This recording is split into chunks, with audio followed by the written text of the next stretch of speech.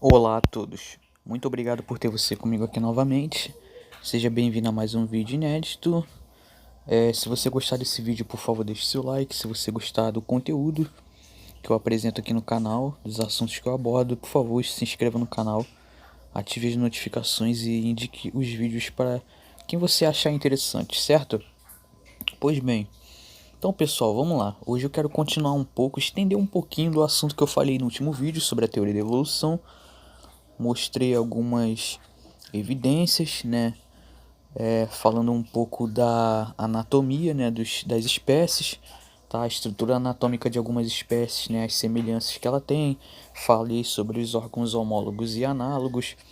Hoje eu quero falar sobre mais um mecanismo que é a seleção natural, tá? Também é um dos mecanismos da teoria da evolução proposta por Charles Darwin. Então tá, vamos lá. Eu não vou falar sobre os tipos de seleção natural, só vou falar apenas o que é seleção natural e alguns exemplos dela, tá? Como ela atua no mundo real. Enfim, vem a pergunta: a seleção natural ela é corroborada cientificamente? Sim, ela é. Se você for pesquisar, você vai ver que é. Mas aqui eu vou fazer só uma abordagem simples nesse vídeo aqui, certo? Pois bem, só para a gente tentar entender um pouco. Bom, a seleção natural faz com que as características vantajosas sejam selecionadas e permaneçam em uma dada população, promovendo sua adaptação. Ou seja, vai ser a seleção natural mediante a pressão do ambiente que vai fazer com que as características vantajosas, né, passem para frente, né? E tudo isso sendo naturalmente selecionado, tá? Enfim, e essas características vantajosas, uma vez passadas para frente, vão permanecer num certo tipo de espécie, num certo tipo de população, e essa espécie será mais apta à sobrevivência, certo?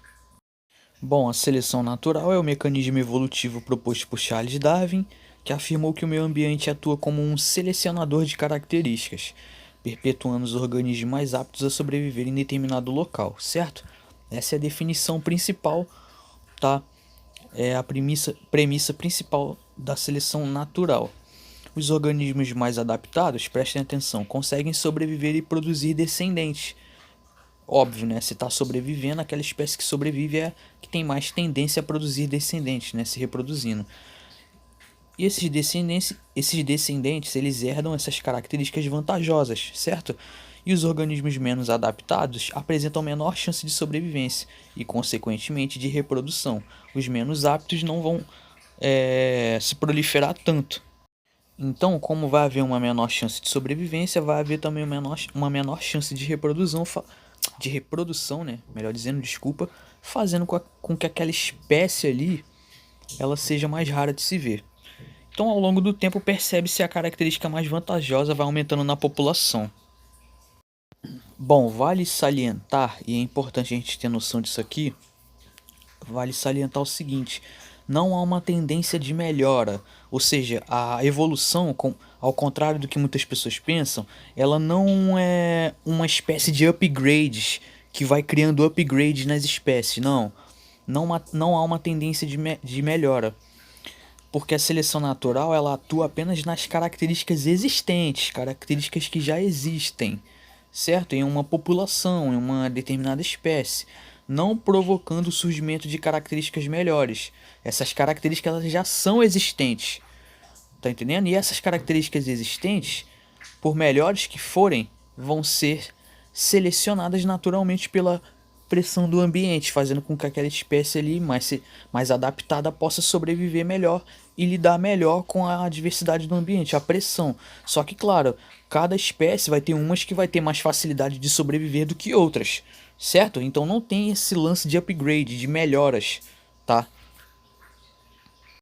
Tenho que explicar isso aqui porque tem muita gente que entende a evolução de uma forma totalmente errada, de uma forma errônea, tá? Só corrigindo esse pensamento. Então vamos lá, um exemplo de seleção natural. Para entendermos a seleção natural, imaginemos, por exemplo, a seguinte situação. Vamos lá. Seguinte situação: em um local com neve, são observados o que? Roedores de pelo branco e roedores de pelo marrom. Os brancos, eles são capazes de esconder-se na neve, né? Eles podem se camuflar na neve. de maneira fácil. Já os marrons, por outro lado, não são capazes de se esconder com tanta facilidade, eles vão ficar mais à mostra, sendo facilmente avistados pelos predadores, certo? Como os brancos são menos capturados, eles têm chance maior de sobreviver e também de se reproduzir.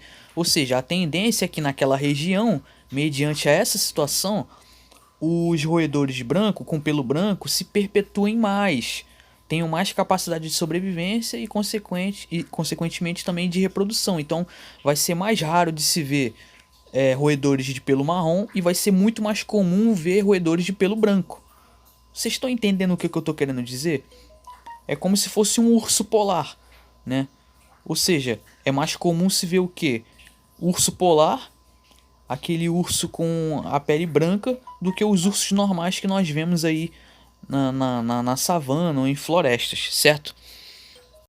Bom, então continuando aqui. Com isso, a característica da pelagem branca vai sendo repassada para as próximas gerações e aumentando na população, enquanto a pelagem marrom vai diminuindo. Você vê em locais de neve também, você vê que é mais comum ursos com a pelagem branca, urso polar, do que ursos com a pelagem marrom ou de outra cor, certo? É um exemplo bem parecido.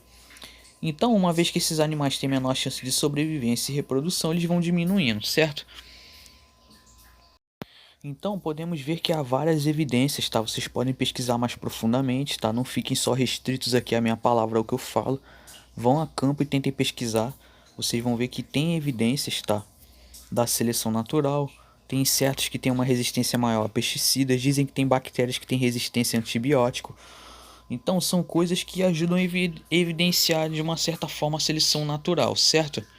Então é uma coisa observável, tá entendendo? É uma coisa empírica, tem provas empíricas, tá? Que mostra que provavelmente Charles Darwin estava certo. Bom, a seleção natural pode ser verificada também quando analisamos os bicos dos tentilhões, que são aves observadas por Darwin, né? Foram observadas por ele nas ilhas de Galápagos, durante sua famosa viagem a bordo do Beagle.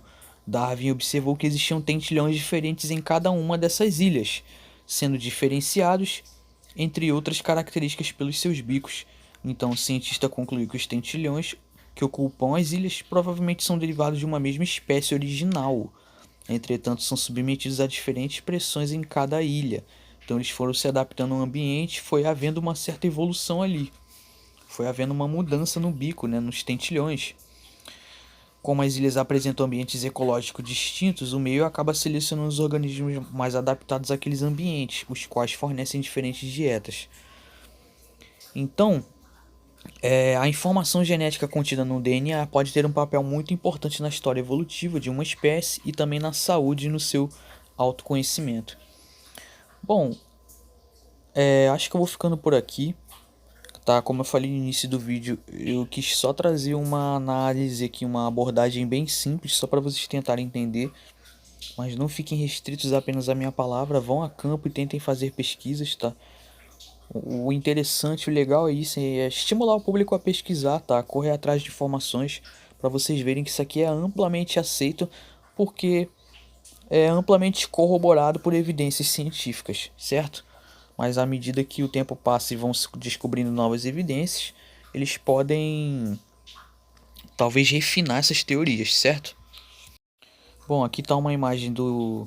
Só para mostrar, né, como um exemplo, né, didaticamente, para mostrar a diferença aqui no bico, né, dos tentilhões dos pássaros. Então tá aqui, ó, cada um é meio que serve para uma função diferente, ó. Esse aqui serve para comer frutas, esse aqui serve para comer larvas, esse do meio serve para comer sementes, esse aqui serve para comer insetos, esse para comer folhas. Então você vê que cada um, os tentilhões vão apresentar funções diferentes, né? Então, mediante a pressão ambiental, os mais aptos a sobreviverem foram sendo selecionados, né, naturalmente, e as características vantajosas passadas para frente. E muitas dessas aves aqui, né, foram se adaptando e foram tendo. Você pode ver essa diferença. Isso aqui é uma prova da seleção natural, que eles foram sendo selecionados, tá? Cada pressão ambiental diferente foi fazendo que essas aves com esses tentilhões fossem as mais comuns, tá? Isso aqui foi observado, tá? E é isso, espero que vocês tenham entendido o vídeo, o conteúdo, espero que tenham entendido o raciocínio. Eu vou ficando por aqui, pesquisem o que eu tô falando, não fiquem restritos só a esse vídeo. Vou ficando por aqui, muito obrigado a todos aí pela paciência e pela atenção. Por hoje é isso, muito obrigado a todos e até mais.